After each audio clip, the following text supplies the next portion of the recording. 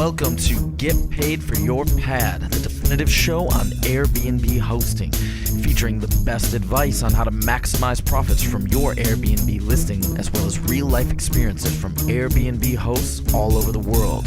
Welcome.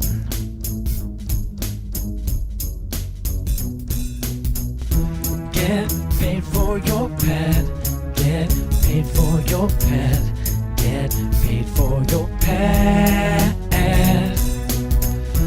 Get paid for your pad. Get paid for your pad. Get paid for your pad. This episode is brought to you by Hostfully, a company that helps you make beautiful guidebooks for your listing. Make your own at hostfully.com/pad. And as a special for Get Paid for Your Pad listeners, you'll get a free guidebook consultation after you make your guidebook. Welcome everybody, Get Paid for Your Pad, another episode, and today we're talking to a really interesting guest.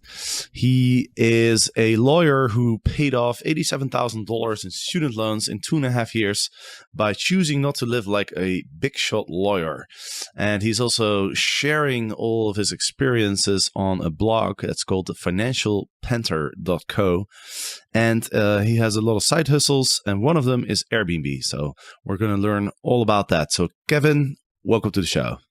Hey, thanks for having me, Jasper. Yeah, you're very welcome. You told me you've been listening to the podcast quite a bit. Yeah, I was actually one of the first podcasts when I started doing Airbnb. I kind of wanted to get some info on how to set things up and start things on the right foot. And I've been on a big podcast binge for a while. And so, I probably typed in, best Airbnb podcast, and yours probably popped up somewhere. Right. And so that's when I started listening to it. Awesome. And how long have you been hosting on Airbnb? Yeah, so I started hosting in April of 2016. So it's, getting close to a year now. We moved into our house in January 2016, and then I was gonna do it, and I kind of, it's one of those things where people always say they're gonna do it, and then you just keep waiting for a while, and so that's what happened. And then I finally got around to doing it in April. Right, and you were living together with your girlfriend or your wife? Yeah, my fiance. We got engaged last year, and so it's just the two of us, and then we've got our dog. So 3 of us live here. Okay, and that is in Minnesota. In Minnesota, yep. Awesome. 8 degrees right now here. Yeah, we were just chatting a little bit. I'm in Santiago, and it's extremely hot here, and people don't have ACs in their houses. So I'm staying at an Airbnb here, and I didn't realize that the houses here don't have ACs, so I'm kind of sweating a lot. That's the opposite problem we've got here. Yeah, but we'll survive. So you moved in with your fiance, and then why did you decide to rent out a spare room? Yeah, so this house here, like a little backstory. So this house, my fiance got this house before we met, and she actually used to live here with roommates. So she was in the school here, and she rented out the other 3 rooms. And then a few years back, we moved out, got a tiny apartment, and she rented the place out to her mom, so the whole house. And then in January, her mom moved out, and we were like, well, we could try to go get tenants, but it's the beginning of the year. Let's just move back in here. And so we did that. And so we went from, a 600 square foot apartment we lived in now to a 4-bedroom house. And so, I set up one room as an office. We set up our own room. We set up a guest room, and then another room we set up for our niece for when she comes to visit. So I'm kind of looking around this guest room is never getting used ever. And so that's kind of when I had the idea, well, we don't want to get a roommate, so why don't we just try out Airbnb and see, what kind of people we get. Awesome. And I'm just looking at one of your blog posts. You list a bunch of advantages of Airbnb, and one that interests me is you list you could get freebies as an Airbnb host. Yeah, that was actually one of the unknown perks when I started. I was kind of doing some research, and I found some Airbnb forums, and there are companies that are always trying to get their products in front of customers. And I guess they figure Airbnb is a good place to do it because you got a lot of people coming and going. So one thing I've gotten, my big score was a free mattress from this company called Nest Bedding, and they just gave me a free mattress for the room. That's awesome. And yeah, it's like, I mean, it's one of those mattresses that come in a box and they mail it to you. And then when you cut it open and it like expands out. But it's good. And, I just kind of put up a little sign in my room there that says, you're sleeping on this mattress. So it kind of makes a guest wonder what kind of mattress they're sleeping on, because it's a nice mattress. Yeah, I imagine. It says it's a $2,000 mattress. Yeah, that one there was like $1,000 mattress. Okay. Or maybe a little, yeah. And then, I've actually gotten some other mattresses from another company. But wait, how do those companies reach out to you, or do you reach out to them? So no, they like put up a thing on some of these forums, and they just said, we're trying to get these mattresses in there, and just email them with a link to your listing to ask for a mattress. And then they kind of look over the listing, and, if it looks like a good one, I guess, then they offer it to you. So, I've had good reviews and, a lot of people coming in and out. So I think that's why they thought, well, this is a good spot to throw a mattress in there. That's pretty cool. I'm sure there's lots of people out there who wouldn't mind having a $1,000 mattress shipped to them as well. Yeah. I mean, it's pretty sweet. Yeah, absolutely. Another advantage of using Airbnb that you mentioned in your blog post is that your house will never be cleaner. And I think that's an interesting one. That's because I agree. It's funny because when you rent an apartment and you ask the landlord if you could do Airbnb, most of the time they respond negatively. But I've always argued that allowing your tenant to do Airbnb is probably the best thing you can do for your apartment, right? Because you have to maintain it really well because it's your business, and so it makes a lot of sense to me. Right. No, that's definitely a way you could ask the landlord to do it. And, that's the thing I noticed with, and you've mentioned this before too, is that you care a lot more about, your place that you're renting out in Airbnb than your own place. And so kind of an advantage when you're renting out just a room in your house, like I do, is you've got to keep your whole house clean. So I've noticed that whenever I have stretches where I don't have people around, my house starts getting way dirtier, and it's because I'm just not cleaning it as much as I am when someone's actually here. That's pretty funny. Yeah. And the good thing too about that is, cleaning is kind of like, when you think about with Airbnb, cleaning is kind of like work that you might not have to do normally. But when it's your own house, it's actually like you're helping your guest out, but you're also helping yourself out, because I'm cleaning I clean the room, which I'm not sleeping in, the guest room, but then I also am cleaning the bathroom, which I do use. I'm cleaning my kitchen, which I do use, and my living room. And so it's like I'm also directly benefiting it. So it's like, I'm getting paid and I'm cleaning my own house. It's a win-win situation. Exactly. Awesome. So you've been renting out for about a year. And another thing I read on your blog is that you sort of target a specific audience. Can you tell us about that? Yeah, this is the thing that a lot of people get nervous about when they rent a place, when they put up like a room on Airbnb, is, you're sharing a space with a stranger. The good thing is, I think depending on where you live, you can kind of figure out the type of guests that you'll get. So for myself, I'm near a big university. And so, and I didn't know this when I started, that this was the type of guest I would get, but, in retrospect now, it makes a lot of sense. But basically all the guests I get are, college students coming into town for conferences at the school, or they're coming for interviews, or, residency interviews, grad school interviews, those kind of things. And those guests are exactly the type of guests I enjoy because, I'm young, they're young, we have a lot in common because, we're both, professionals, I guess.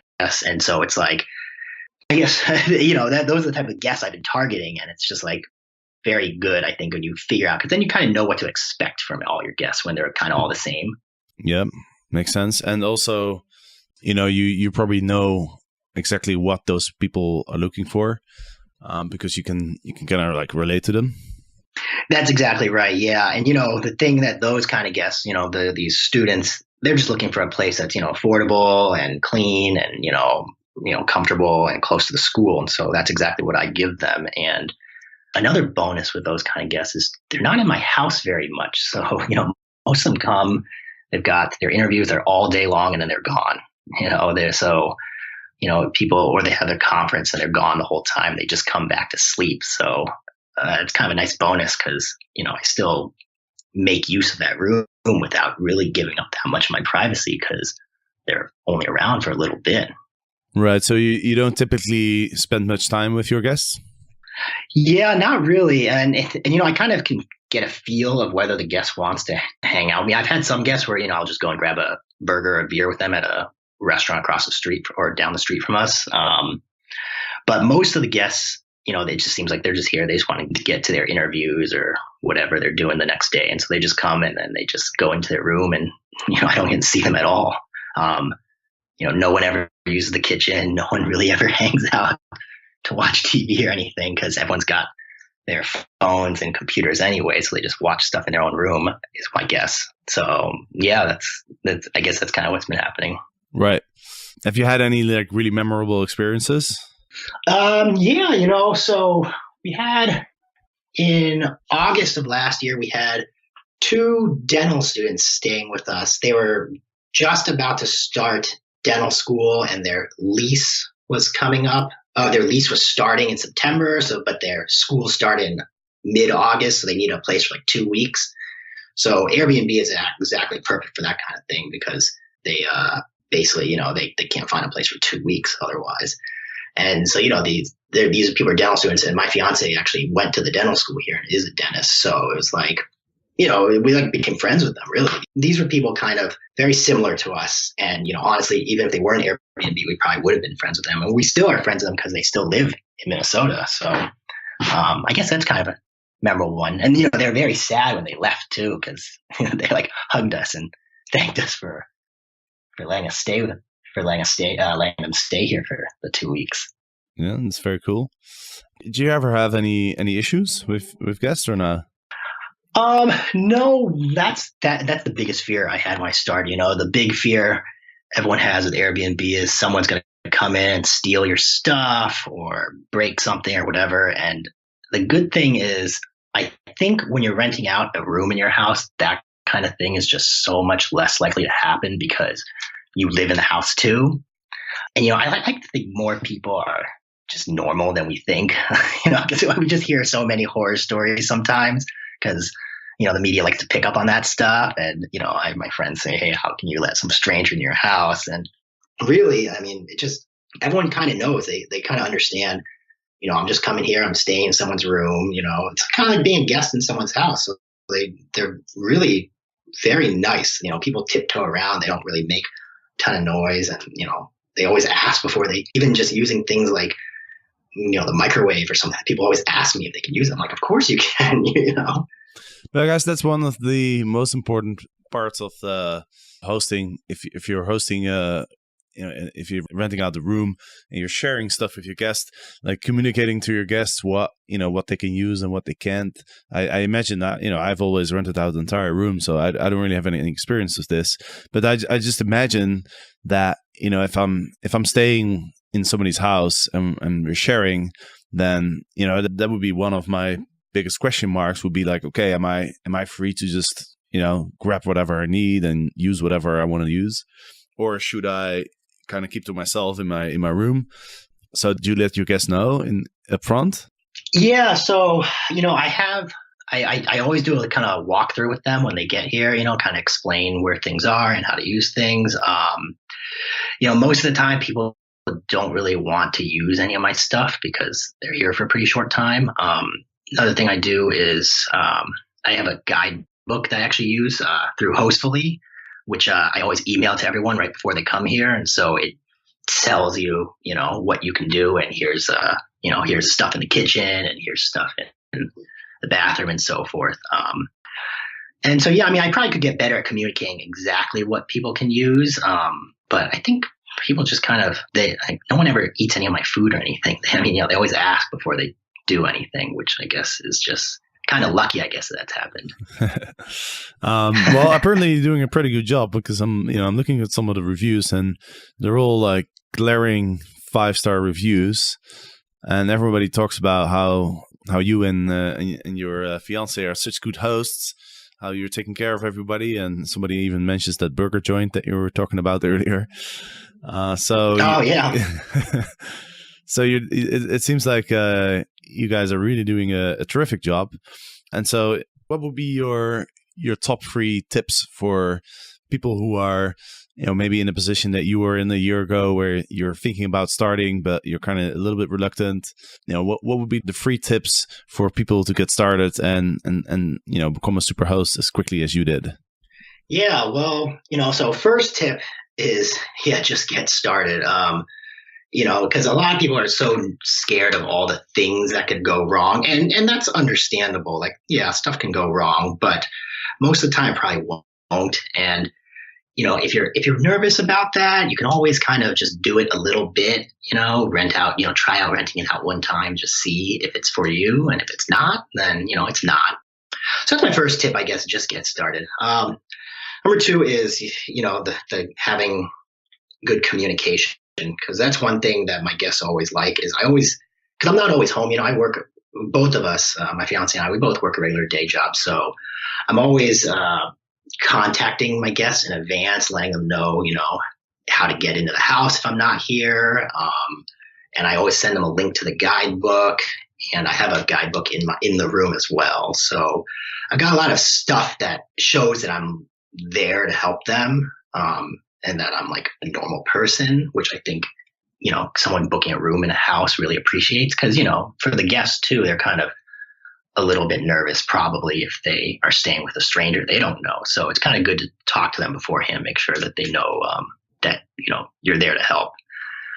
I mean, the third thing is probably just, you got to keep your house clean. I know, around this area here, there's a lot of other people doing Airbnb too, kind of the same way as me. And, when you kind of look at some of their reviews, you can see that, people will complain about the house not being clean or something. And, that can kind of impact whether someone wants to stay at your place, because, people want to stay in a clean place. And, I kind of understand, because a lot of the other people who offer Airbnb here, they're like college kids, offering up a room, and so you're in a room with, in a house with like 4 other college kids. So, no doubt your house is going to be a little dirtier. Whatever you can do to keep your house clean, I guess, is probably the third tip to really get good reviews. So, communicate and keep your house clean. Host, I can't emphasize how important it is to share recommendations of things to do or eat near your listing beforehand. Your guests won't have to go through TripAdvisor, Foursquare, or Yelp. They won't have to scratch their head and think about possible places right in the moment. I've been using Hostfully to create an online and printable guidebook to show my guests my favorite coffee places in Amsterdam. They use my recommendations, and I'm getting fewer questions from my guests as a result. I've also included screenshots of my guidebook on my Airbnb listing as a way to differentiate my listing from others. So make your own guidebook at hostfully.com/pad. Right. I'm glad you mentioned communication. I think that's a really good point. How do you communicate with your guests? I know you sent them your Hostfully guidebook, and so do I. But what other means of communications do you use? Do you use Skype or WhatsApp, email, or the Airbnb messaging system? Yeah, so I try to do all my communication through the Airbnb messaging system. It's just, in case anything were to go wrong, you always kind of want to have stuff going through Airbnb so that you've got a record of it. So that's the main place I talk to them. And then I always just send an email with some directions and link to the guidebook beforehand, maybe like a day or 2 before they arrive. So those are kind of the 2 ways I contact people, or I talk to them. Okay, so you send them the guidebook a few days before they arrive. Right. Okay, interesting. Yeah, I always do it the moment that I get the booking. Yeah. Oh yeah. Well, thing is, it depends on when, because sometimes people book so far ahead, and I just figure so I always tell them like, hey, I'm going to send you some stuff as we get closer to the date that you're going to arrive. just because, you send it right away and I feel like people just will forget about it.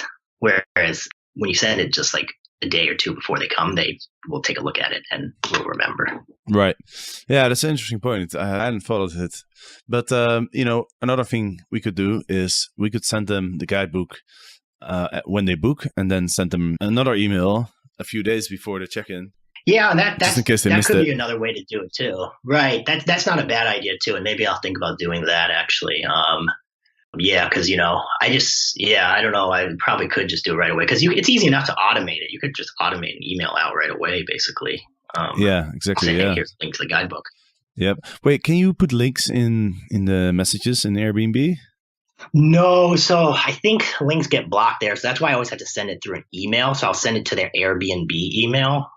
Yeah. So I'll just send one right from my own email to their Airbnb email. Yeah, that's what I do too. Yeah. Mm-hmm. Awesome. And when you started with your Airbnb, I'm sure you had certain expectations. And I'm just curious, how did your expectations compare to the actual experience of being an Airbnb host? And are there any big differences? Yeah. So, one thing is I thought it would be I thought people would be more up in my space. So, that's one thing the reason why we've kept doing it for so long is because when you rent out a room, it just seems like, at least the type of guests I've been renting out to, it just seems like people just kind of hang out in their room and they come out just to leave. And so it's totally different because I kind of thought it would be more like, a random roommate every day, basically, or every, couple days. And it's just so much better than a roommate because it's like the house is still your house when you're renting out a room, which is way different than when you have a roommate. Because when you have a roommate, the house is their house too, because they live there. Whereas the guests who stay with me on Airbnb, they know it's my house, so that's why they're so respectful. I think they're everyone who stays with me is super respectful. They're always asking whether they can do this and that, and they're always being very careful with everything. It's just. I think it's just because it's kind of like they're in someone's house and, we try to keep our house nice. So I think that helps to have people treat our stuff right. And was your fiance cool with the idea of renting out from the get-go, or did you have to talk to her? Yeah, well, she's always been kind of I'm a total weirdo. I like to do all these sharing economy stuff. And so she always knew that this is something I was going to try to do. And, she gave me a chance. She was like, yeah, let's try it out. A few times and see. And at the first, I think because we didn't have a roommate or anyone living with us for about 4 months, so it was like we're just living in this big house by ourselves for a couple months. And then when the first couple guests came, she was kind of like, I don't know if I like having a stranger here. And then after a little bit of time, we kept doing it more, and then we just kept realizing, well, it's like they're barely here, so I'll just keep doing it. And so it took her a few stays, I guess, a few guests before she realized, this is not so bad. Actually, we actually kind of like this. Mm-hmm. Awesome. And your blog, The Financial Panther, you want to share a little bit more about why you started the blog and what it's about? Yeah. So the blog was basically just I've been really into personal finance for a while, and so the blog is just kind of, talking about my story of paying off. I graduated law school with a ton of debt and I paid it all off. And, my fiance's got a lot of debt also. And so once she's done with she's in residency right now. So when she's done with that, we're going to have to pay off her debt. And so it's just kind of a blog about that, about, investing, and then about the sharing economy. So I just do so many weird things that lawyers aren't supposed to do.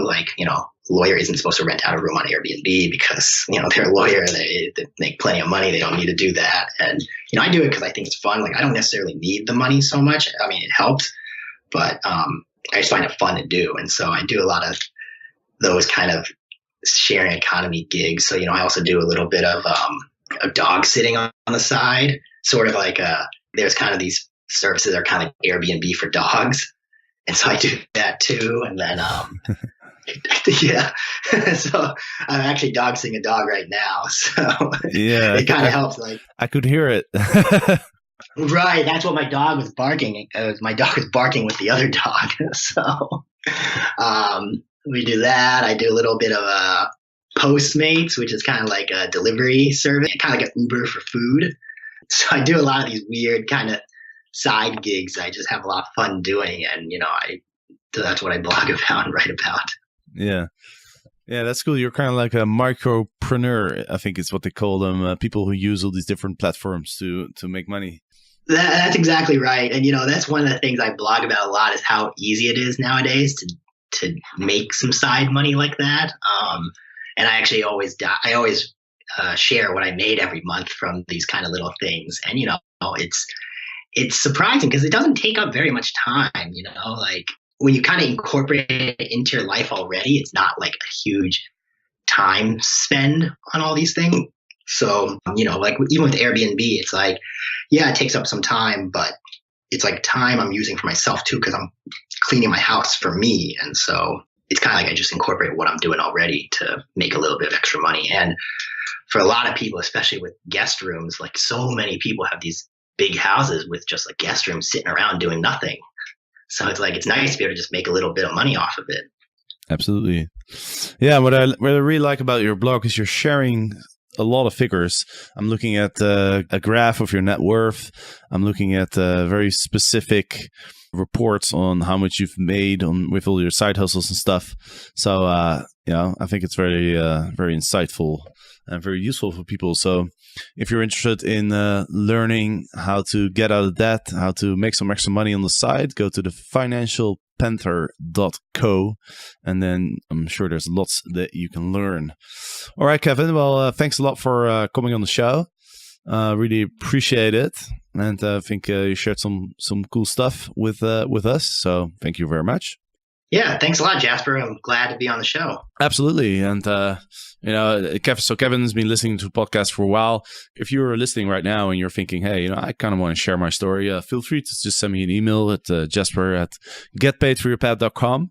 And, most of the time I'll be more than happy to get you on the show. That's what Kevin did as well. So again, thanks, Kevin, and thanks everybody for listening. And of course, every Monday there's an episode where I interview a host, but also on Thursday you can listen to a overview of the news in Airbnb land. So everything that's the most interesting things that happened in the world of Airbnb, I will discuss every Thursday.